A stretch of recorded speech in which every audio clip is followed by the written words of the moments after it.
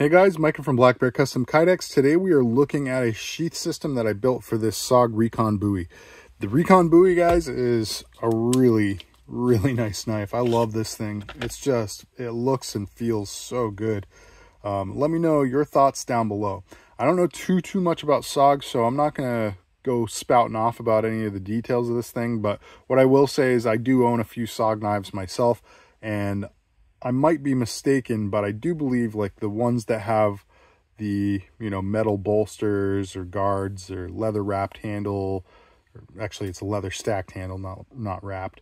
They are a different model line from like the regular lineup. So I think of their, what I would call, production items like the SOG Seal Pup Elite, Seal FX.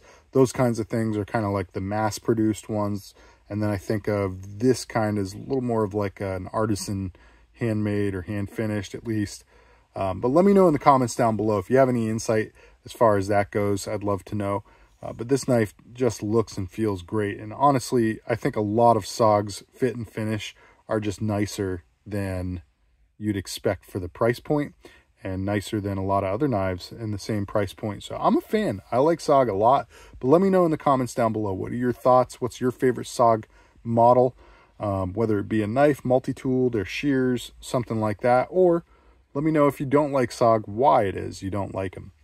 All right, there we go. So this belongs to a gentleman named Brian out in California. Brian sent it to me and asked me if I could build him a double layer sheath. Now, we talked about all the details. There's a bunch of different ways that you can configure multiple layers. Obviously, you've got your color choices. You've got taco versus pancake. You've got how you want the cuts to be made. Is it going to be flush, 2 layers that are flush together along the edge? Or as this one is, you can see offset on the edges, so you can see both colors at the edge. And in this one, obviously, you see some cutouts as well. So how I did this was I basically decided, first off, he chose True Hide Whip. Sorry, this is Whiskey. Whiskey is the brown, Whip is the black. So True Hide Whiskey is the base layer, black basket weave over the top. So I form my layer of Whiskey. It's a full sheath of Whiskey. And then I mark and drill my holes in that. Then I take another layer of black basket weave. I form it over the top of that. All the while, the knife is still prepped and still in the sheath. I have not taken the knife out of the Kydex yet. So I form my second layer over the top of it. And then I pry one of those sides off, just one of the basket weave sides off. And so let's say I take the right side off that you're looking at right now. And so then I can see all the holes in the Whiskey. And I can see the black basket weave on the back side. And I'll basically use the pre-existing holes to kind of stencil drill through and get the holes onto the other layer of basket weave. And then I'll take that first layer and put it back on, flip it over, and I'll again use the 3 layers now that have holes to drill through and get the 4th layer drilled. So stencil drilling, I'll get all of my holes done like that. And then the next step is I will use a pencil to mark out what my final shape is for the Whiskey. Now I do all of this marking on the basket weave, and I'll tell you why in a moment. But I mark my overall profile, and then I mark my offset cut for the basket weave's edge. Then I mark out my layers, or my inlay. It kind of mimics a leather inlay, like you see on leather sheaths oftentimes. So I mark out those windows that I'm going to cut out here. Then what I do is I take the whole thing, I throw some eyelets through, but I don't flare them. The reason being, I don't want to have to cut them out after. I want to just be able to kind of push them and pull them out, whatever, extract those eyelets. But you put it through to keep everything nice and aligned. I'll go through, so I'm cutting all 4 layers, and I'll cut my final profile. Then I'll finish that edge up really nice. Just, on a belt sander, just get the edge fused nice and straight. And then obviously I've extracted the knife by that point. Sorry, I forgot that step. Then I will take the basket weave layers off of the True Hide layer, and I'll stick the basket weave layers together, loosely throw some eyelets through that as well. Maybe like 6. I'll do like these 2, these 2, these 2, just to keep everything nice and aligned and kind of rigid together. And I will cut my final profile of the basket weave layer together on the belt sander. Then what I do is I will go through and I'll take a drill press and I'll actually just lift up. I can see the outline for my windows, so I'll kind of bring it in so I know I'm not going to accidentally gouge outside of the line, but I'll bring it in and I'll just poke a bunch of holes in a pattern around the perimeter. And then I use a pair of flush snips, I think they're called, or flush cutters, these guys here, and I'll just kind of trim out the little wisps in between the holes, and boom, that window comes out and can be finished up with a Dremel. So it's I wouldn't call it a quick process by any means, but it's pretty efficient for what it is. So I'll do that, kind of cut out, and I actually do just one side first, and then I put the layers back together, and I can use side one to kind of stencil the location through onto side two.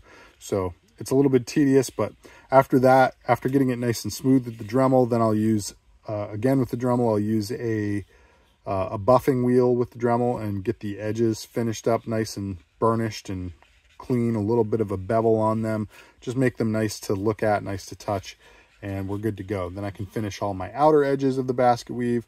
I can put it onto the true hide. I can flare the eyelets finally, and then I can finish the true hide layer and get everything nice and good to go. So as you look at it on the edge here, you can see that the true hide is fused together. You can't see the seam, and that's kind of what I go for most of the time. I call it a fused edge. So, or seamless edge, whatever you want to call it. But it looks really nice, and it's obviously pretty much identical, mirror image, if you will, on both sides. I really like how this came out. But let me know, guys, do you like this kind of like leather inlay mimicry that I've done here? I think it would work well with non-leather textured options. When I say leather texture, I'm talking about your true hide. Obviously, a raptor is another pattern that has a leather texture. The basket weave oftentimes is a stamped texture on leather. So I think this is supposed to mimic that, to be honest with you. Let me know if you disagree, but I think the basket weave stamping or tooling on leather came before any thermoplastic options had it. But yeah, so I kind of look at this as like, you chose leather colors anyway, why not try to like lean into that theme a little bit and do the inlay process? That said, I think it would work just as well with, maybe like having a Cryptek option on the top and just a flat color underneath, or vice versa. It might even be cool to have the Cryptek be the inlay. I don't know. Either way, I really like the look of this, but let me know your thoughts down below. Did I do a good job conceptually? Did I choose the right pattern? It's a tough thing to do, and there's only so much you can do as far as detail work too, guys.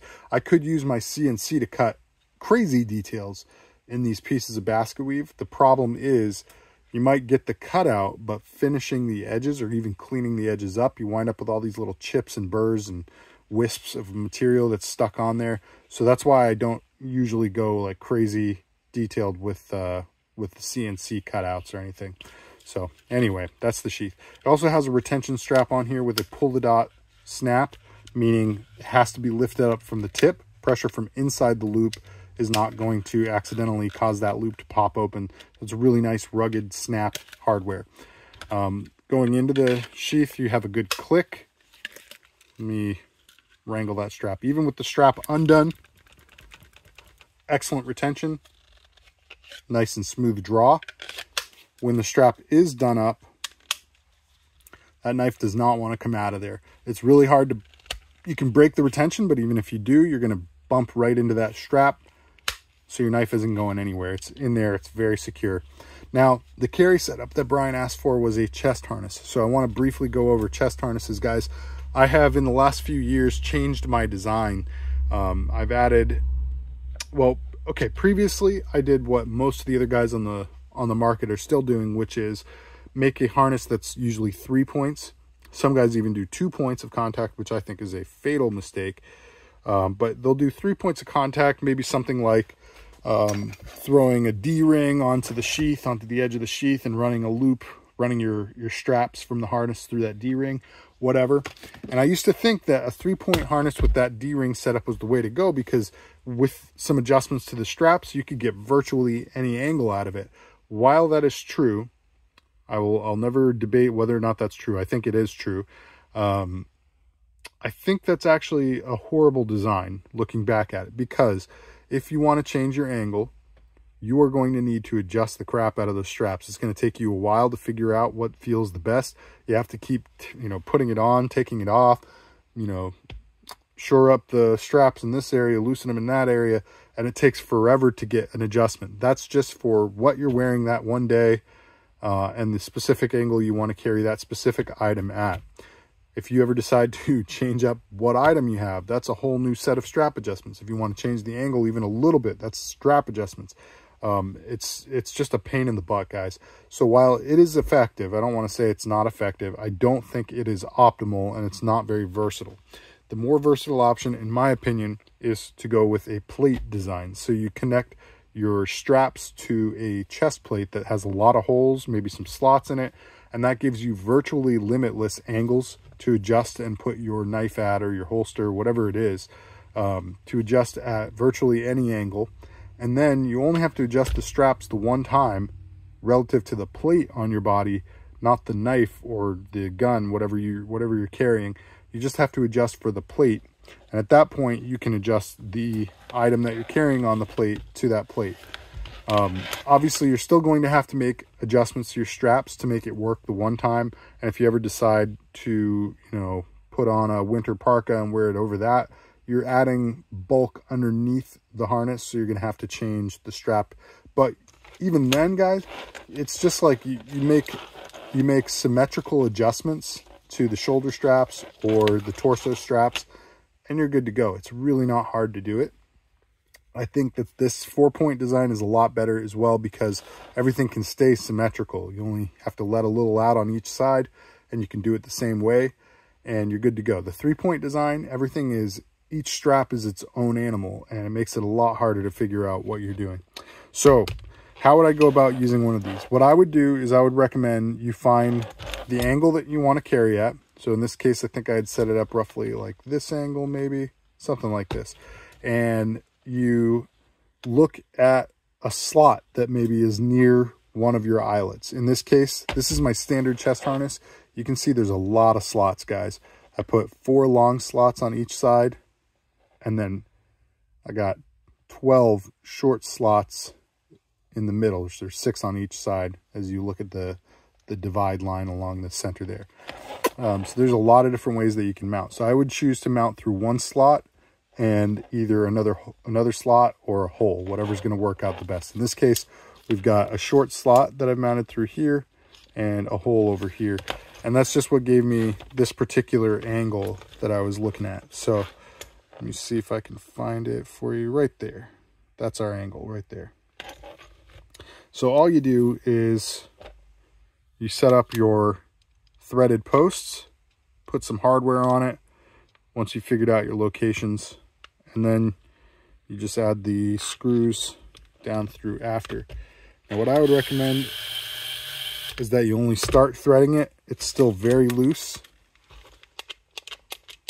right? It's just held on there because it's threading, but it's not tight at all. And then once you've got both of them started,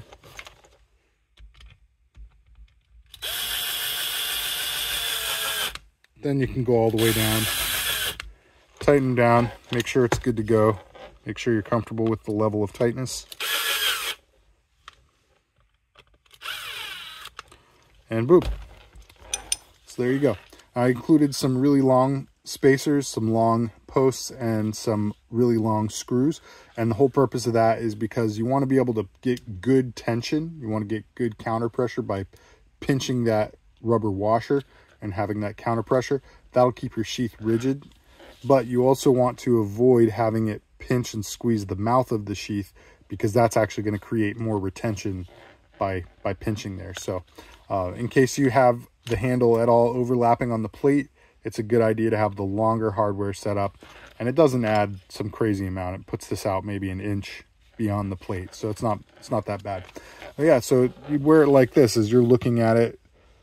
It's kind of angled downward, so you'd pop your snap and you draw it out like so with your right hand, and you're good to go. Now I've set this up not knowing exactly how he's going to want to carry it, but I think this is at least a good option. I'll probably actually take this off of there when I package this up here in a few minutes, because it'll pack down a little bit easier, a little bit safer, smaller box, more secure. and I don't want to presume his carry setup, so he'll be able to set it up however he'd like to once it arrives. But anyway, guys, that's what I've got for you. So let me know what you think down below of the newer chest harness design versus the older one. This one is aluminum, obviously, and it is what I would call my standard chest harness. I think I had said I do have other designs that are ready for purchase, and I also do all custom work. So if you're interested in, or sorry, full custom work, I should say. If you're interested in a similar chest plate, chest harness kind of thing, but you want to kind of personalize it to your taste, let me know. I'll work with you and we can come up with an appropriate game plan to do that. These are all available in Kydex as well as aluminum, and I do CNC cut these, so they come up with a pretty tight level of precision. And yeah, that's pretty much all I got for you guys. But let me know in the comments what you think down below, and let me know what you think of SOG. All right, guys, like, share, comment, subscribe. Stick around for the next video. God bless.